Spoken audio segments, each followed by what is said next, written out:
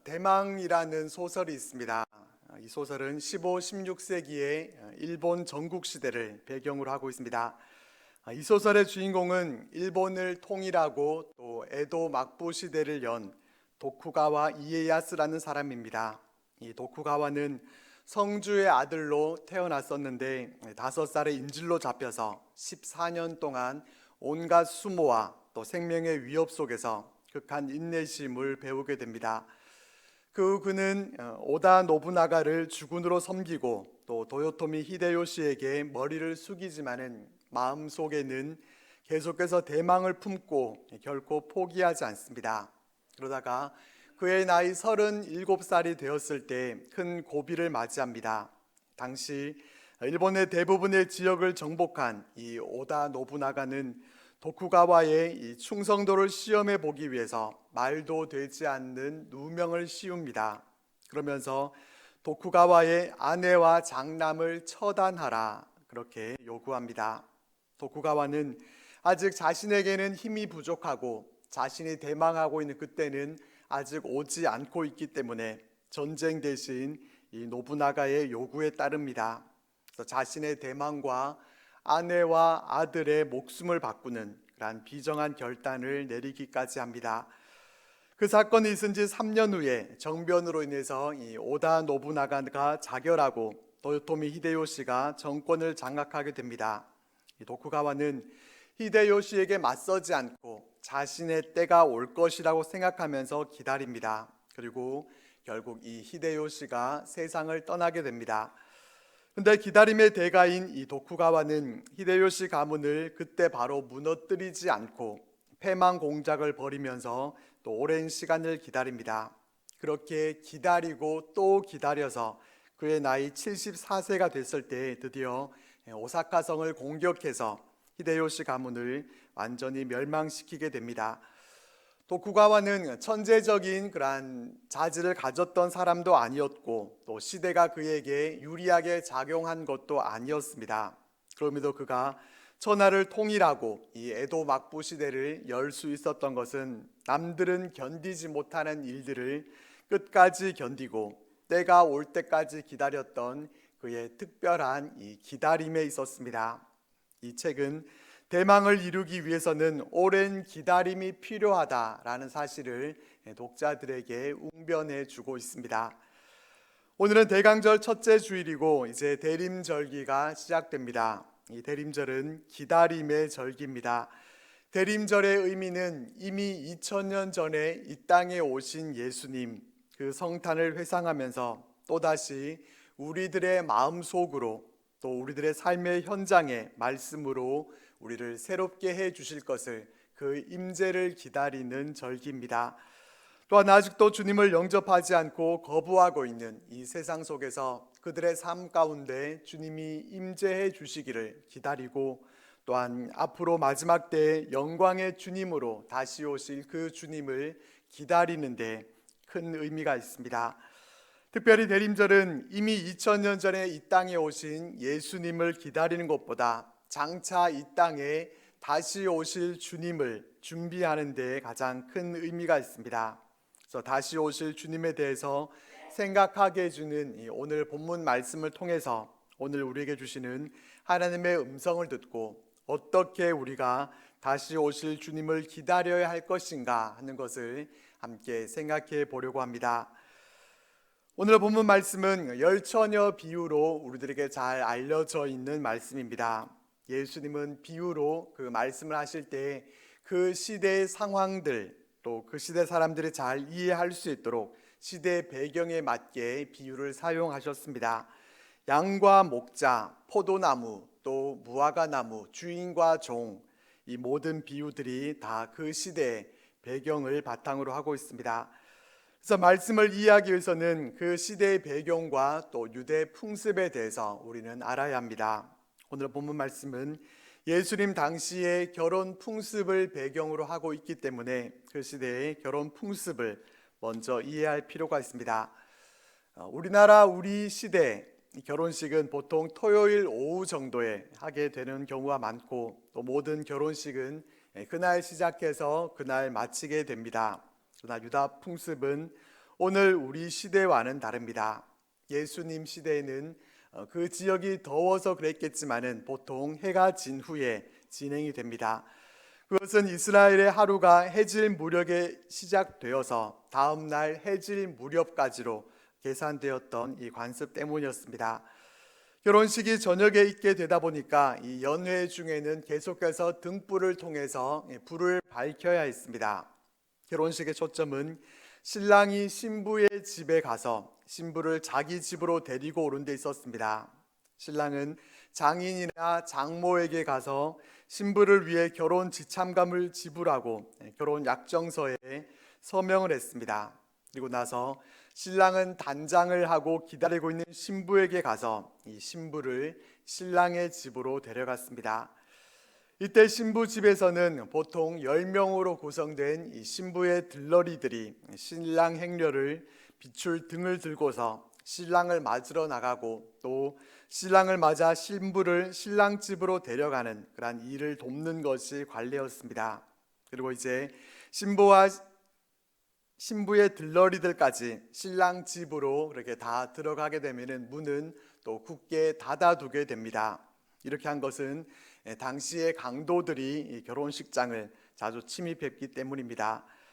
그리고 이제 신랑의 집에서 7일 동안 흥겨운 결혼 잔치가 베풀어지게 됩니다. 이러한 유대의 결혼 풍습을 유대 사람들은 누구나 다 알고 있었고 또 주님은 이런 풍습을 배경으로 해서 오늘 본문 말씀과 같이 말씀하셨기 때문에 우리는 이러한 결혼 풍습을 우리 머릿속에 먼저 그려보면서 본문으로 들어갈 필요가 있습니다. 본문 말씀을 보면은 10명의 들러리들이 있는데 이 5절 말씀을 보면은 신랑이 신부를 데리러 오는 일에 지체가 되고 있는 상황을 보여줍니다. 신랑이 신부를 데려오는 일에 있어서 지연되는 경우는 주로 신부 지참금에 관한 그러한 합의 문제로 인해서 생겼습니다. 우리나라에서도 신랑의 친구들이 신부의 집으로 함을 가져갈 때 한참 동안 이 신부 집 앞에서 신부 측과 신랑이를 벌이게 되는데 우리의 풍습과 비슷하게 신랑이 신부 지참금을 결정하고 지불하는 일에 있어서 적지 않은 그러한 시간이 걸렸고 때로는 아주 지루할 정도로 그렇게 오랜 시간이 걸리기도 했다고 합니다. 어쨌든 신랑이 한밤중에 올지 새벽에 오게 될지 그 시간은 알지 못하지만은 언젠가는 분명히 이 신랑이 올 것이기 때문에 이 들러리들은 등불을 들고서 신랑이 올 때까지 기다려야 했습니다. 그런데 얼마나 더디게 왔는지 다 졸면서 자고 있었다 이렇게 말씀해 줍니다. 5명은 졸고 있었고 5명은 끝까지 눈을 부릅뜨고 그렇게 잘 지키고 있었던 것이 아니라 10명 모두가 졸면서 자고 있었습니다. 똑같이 잤습니다. 그런데 어디에서 차이가 났는가 하면 갑자기 신랑이 나타나게 되니까 그 차이가 드러나게 됩니다. 밤중에 소리가 나기를 보라 신랑이로다 맞으러 나오라 라고 하는 이 소리가 들렸을 때 10명의 들러리들이 다 일어나서 등을 준비하기 시작합니다. 여기서 미련한 처녀와 또 슬기 있는 처녀가 구분이 됩니다. 이 10명의 들러리들 가운데서 5명은 미련해서 등불은 가지고 있었지만은 기름은 채 준비하지 못했었고 다른 5명은 슬기로워서 등과 함께 기름도 함께 가지고 있었습니다. 미처 기름을 준비하지 못한 이 처녀들은 그제서야 이제 등불이 꺼지지 않도록 기름을 좀 나눠달라고 했지만은 충분하지 않은 양을 나눠줄 수는 없었습니다. 그래서 슬기로운 처녀들은 우리와 너희가 쓰기에 다 부족할 것 같으니까 차라리 파는 자들에게 가서 너희가 쓸 것을 사라 이렇게 말합니다. 깊은 밤에 아직 문을 닫지 않은 그런 기름 파는 가게를 찾는 것이 쉽지는 않았겠지만은 그렇다고 해서 또 불가능한 일은 아니었습니다. 그래서 5 처녀들은 급하게 기름을 사러 가게 됩니다. 감사하게도 기름을 살 수 있었습니다. 하지만 문제는 그들이 기름을 사러 간 동안에 신랑이 왔다는 점입니다. 신랑이 도착해서 이제 혼인잔치가 시작될 수 있었고 슬기로운 5명의 들러리들은 이 혼인잔치에 참여할 수 있었습니다. 미련하게도 기름을 준비하지 못했던 5명의 들러리들은 기름을 사왔습니다. 기름을 사오기는 했지만은 뒤늦게 혼인잔치에 참여하려고 해도 문은 이미 굳게 닫혀 있었습니다. 애써 기름을 사오는 수고까지는 했지만은 잔치집 안으로 들어갈 수는 없었습니다. 그들은 문을 열어달라고 애원했지만 신랑의 대답은 단호합니다. 내가 너희를 알지 못하노라 라는 말로 거절합니다. 이것이 이 비유의 말씀인데, 이 비유에서 비유하고 있는 것이 무엇인가 하는 것은 우리가 잘 알고 있습니다. 신랑을 기다리는 열처녀는 다시 오실 주님의 재림을 기다리는 우리 성도들을 의미합니다. 신랑은 다시 오실 예수님을 상징하고, 신랑이 신부집으로 오는 것은 주님의 재림을, 또 혼인잔치는 최종적인 구원을 의미하는 것으로 우리는 그렇게 이해하고 있습니다. 여기서 우리가 다시 한번 살펴보고 생각해 보려고 하는 것은 10명의 들러리들은 다 같이 최선을 다해서 이 신랑을 맞이할 준비를 했다는 점입니다. 이 본문에는 나와 있지 않지만 그 시대의 풍습을 우리가 생각해 봤을 때 들러리들은 하나같이 순백색의 옷을 입고 얼굴과 머리도 다 예쁘게 단장했을 것입니다. 신랑을 기다리는 일에 있어서 다 같이 꽃단장을 하고 기다렸습니다. 10명 모두가 등을 가지고 기다렸고, 신랑이 더디 와서 졸면서 잔 것까지도 같았습니다. 한마디로 눈에 보이는 차이는 없었습니다. 그렇지만 10명의 처녀들은 두 부류로 구분됐습니다. 미련한 처녀와 슬기 있는 처녀로 구분이 됐는데, 이 둘을 구분짓게 만들었던 것은 무엇이었습니까? 기름의 준비에 있었습니다. 슬기로운 5 처녀는 기름을 준비하고 있었고, 미련한 5 처녀는 기름을 준비하지 못했다는 차이가 있었습니다. 이 비유에서 기름이 의미하는 것은 전통적인 해석으로는 성령님을 상징한다, 이렇게 알려져 있습니다. 성경을 보면은 기름 부음 가운데 성령이 충만했다라는 그런 내용들을 많이 볼 수가 있어서 기름이 곧 성령을 상징하는 것으로 해석되는 경우가 많습니다. 하지만 그렇다고 해서 성경에서 기름이 곧 성령이고 이 비유에서 기름도 성령만을 의미한다, 이렇게 말하기에는 무리가 있습니다. 기름이 무엇이냐 하는 것에 대해서는 하나님의 말씀을 의미한다라는 그런 견해도 있고, 또 신앙의 자세, 영적인 준비됨으로 그렇게 해석을 하기도 하면서 여러 해석들이 있는데, 기름은 곧 이것이라고 그렇게 말하는 것보다도 더 중요한 것은 기름을 준비함과 같은 이런 준비함, 영적인 준비됨, 믿음의 준비, 바로 이것이 있어야 한다는 것입니다. 이 비유를 통해서 우리는 등만 가졌다고 해서 된 것이 아니라 기름도 함께 가지고 있어야 한다라는 사실을 우리 마음에 새기게 됩니다. 등불은 10명의 처녀 모두가 갖고 있었고, 슬기로운 처녀와 또 그렇지 못했던 이 처녀를 구분한 것은 등불에 있었던 것이 아니라 바로 기름에 있었다라는 것을 우리는 앞에서 확인했습니다. 우리 성도들이 다시 오실 주님을 기다릴 때에도 모든 성도들은 등불 정도는 다 가지고 있습니다. 하지만 모두가 다 기름까지 준비하고 있는 것은 아니라는 점을 우리는 본문을 통해서 깨닫게 됩니다. 오늘날을 살아가는 우리들에게 신앙의 그 겉껍질은 다 소유하고 있습니다. 형식적인 틀은 누구나 다 갖추고 있습니다. 주일이 되면은 예배당에 나와서 예배를 드리고, 또 식사 전에는 기도하고, 사도들이 고백했던 신앙 고백으로 신앙 고백을 하고, 주님이 가르쳐 주신 기도로 기도를 드립니다. 하지만 기름이라고 하는 내용을 놓치고 있는 채로 신앙생활을 하는 사람들도 있습니다. 형식이 있기 때문에 내용도 있을 거라고 착각을 하면서 이 내용에 대해서는, 기름에 대해서는 별로 고민하지 않고 신앙생활을 해 나갑니다. 기도하고 찬송하면서 나도 신앙의 사람이겠거니 하면서 껍데기만 붙들고 살아갈 수 있습니다. 형식이 있으면은 내용도 자연히 따를 것처럼 생각하면서 살아가지만, 우리는 분명히 우리 믿음의 내용, 신앙의 본질이 있어야 합니다. 이 비유에서 10처녀를 슬기로운 5처녀와 미련한 5처녀로 나눈 것은 성도라는 자들 가운데서도 주님이 다시 오실 때 어린 양의 그 혼인 잔치에 들어갈 자와 또 버림받을 자가 분명히 있다는 것을 보여주기 위해서입니다. 미련한 5처녀들은 경건의 모양은 있지만은 경건의 능력은 없는 자들이었음을 뜻합니다.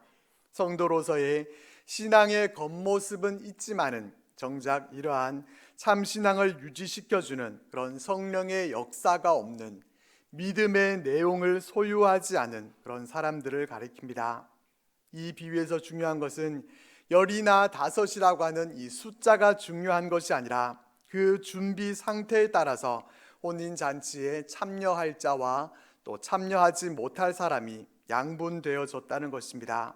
똑같이 수고스럽게 기다린다고 하더라도 기름 없이 등만 갖고 기다려봐야 아무런 소용이 없다는 것입니다. 그렇기 때문에 우리들은 주님이 다시 오실 그날을 기다리면서 신앙의 형식인 등을 들고 있는 것에만 만족해서는 안 됩니다. 경건의 모양만 있는 자들이 아니라 경건의 능력도 소유한 사람들이 되어야 합니다. 등불만 밝히고 있는 사람이 아니라 기름도 함께 준비하는 그러한 지혜로운 자가 되어야 합니다. 우리 가운데 혹시 등불만 들고 있으면 되는 줄로 알고 정작 있어야 할 기름은 갖고 있지 못한 분은 없는지 모르겠습니다. 기름을 들고 있지 못했던 미련한 5처녀들이 알고 보니까 바로 내 모습은 아닌지를 우리는 대강절인 이때 우리의 모습을 돌아볼 수 있어야 합니다. 원하기는 등불과 함께 기름까지도 소유한 그런 우리들이 되실 수 있기를 바랍니다.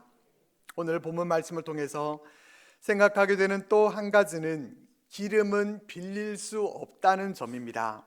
갑작스럽게 신랑이 도착했다는 소식을 들은 이 5처녀들은 기름을 갖고 있던 처녀들에게 기름을 나눠주기를 구했습니다.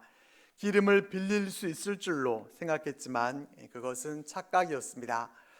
세상에는 다른 사람에게 나누어 주거나 양도할 수 있는 것이 있는가 하면은 불가능한 것도 있습니다. 예컨대 내가 가진 재산은 나누어 줄 수가 있지만은 내 남편이나 아내를 나누어 줄 수는 없습니다. 우리의 믿음과 구원 또한 나누어 줄 수 없습니다. 우리의 믿음과 구원은 지극히 개인적인 것입니다. 어느 누구도 우리의 출생과 또 죽음을 대신할 수 없는 것과 마찬가지로 믿음과 구원 역시 그 누구도 우리를 대신해 줄 수 없습니다. 내 믿음의 고백이 나를 구원하고 내 회개가 나를 죄에서 구원하고 내 충성과 희생으로 내가 상급을 받게 되는 것입니다. 내 신앙은 어디까지나 내 신앙입니다. 내 구원은 내 구원이지 우리 가족 전체의 구원일 수 없습니다. 이것은 처음부터 끝까지 내 문제입니다. 이것은 누구에게서 빌려올 수도 없고 또 나눠 가질 수도 없습니다. 우리는 오직 단독자로 하나님 앞에 서야만 하는 그러한 존재됨을 기억하면서 우리의 믿음을 우리는 오실 때까지 잘 지켜나가야 합니다. 주님은 이 비유를 말씀하신 후에 제자들에게 이렇게 말씀하셨습니다. 그런즉 깨어 있으라. 너희는 그날과 그 시를 알지 못하느니라. 이 말씀이 이 비유의 요지를 담고 있습니다. 본문 말씀은 다시 오실 주님을 성도들이 깨어서 지혜롭게 준비하고 기다려야 한다라는 것을 가르쳐 주고 있습니다.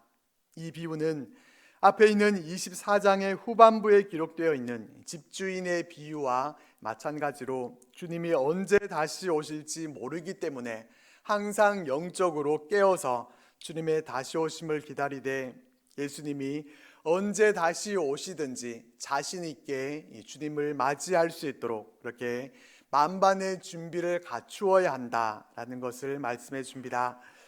우리는 다시 오실 주님을 깨어서 기다려야 합니다. 깨어 기다린다는 것은 우리의 태도에 관한 말씀입니다. 미련한 사람과 슬기로운 사람을 나누는 기준은 지적 능력에 있는 것이 아니라 태도가 그 기준이 되는 것입니다. 우리는 깨어 기다리는 태도로 주님을 맞이해야 합니다. 이 태도는 게으름과는 반대되는 태도입니다. 아무것도 하지 않고 게으름만 피우고 있는 태도, 이런 태도는 깨어있지 못한 것입니다. 깨어있는 태도는 본문 말씀 뒤에 이어지는 이 달란트 비유에서 발견할 수 있습니다. 달란트 비유를 보면은 주인이 한 종에게는 금 5달란트를, 또 다른 종에게는 각각 2달란트와 1달란트를 줬습니다. 이후에 주인이 돌아와서 결산할 때 열심히 장사해서 갑절로 남긴 종들은 주인에게 칭찬받았습니다. 그들은 깨어서 열심으로 충성하는 그러한 태도를 보여줬습니다. 하지만 1달란트 받은 자는 어떠했습니까? 그는 달란트를 땅에 그대로 묻어뒀습니다. 그의 태도는 곧 게으름의 태도였고, 그는 주인이 결산할 그때를 깨어서 준비하지 못했던 것입니다. 이처럼 우리는 주님이 다시 오신다는 것을 기억하고 기다릴 때 기다림의 태도가 아니라 게으름의 태도가 아닌 깨어 기다림의 태도로 기다려야 합니다. 기다림은 시계만 보면서 그저 시간만 보내고 있는 그러한 모습이 아니라 충성스럽게 잘 준비하는 태도, 이것이 깨어서 기다리는 것입니다. 주님은 분명히 다시 오실 텐데 우리는 그날을 얼마나 소망하면서 깨어 기다리고 있는지 모르겠습니다. 첫 번째 성탄절을 기다렸던 사람들은 구약의 선지자들을 통해서 예언하셨던 그 말씀대로 그 말씀을 붙들고 정말 간절한 마음으로 메시아를 기다리고 또 기다렸습니다. 그 첫 성탄을 기다렸던 사람들처럼 우리는 그런 마음으로 주님을 기다리고 있습니까? 일본 열도 통일이라는 자신이 대망하는 그 바를 이루기 위해서 기다리고 있는 도쿠가와 이에야스와 같은 그런 마음 정도로는 우리가 기다리고 있습니까? 아니면은 가뭄 때 비가 와주기를 소망하는 그 농부의 심정 정도로는 우리가 주님을 기다리고 있습니까? 아니면은 카드 결제일이 지나고 돈에 허덕이는 중에 통장에 월급이 입금되었는지를 간절히 기다리는 정도로는 우리가 기다리고 있습니까?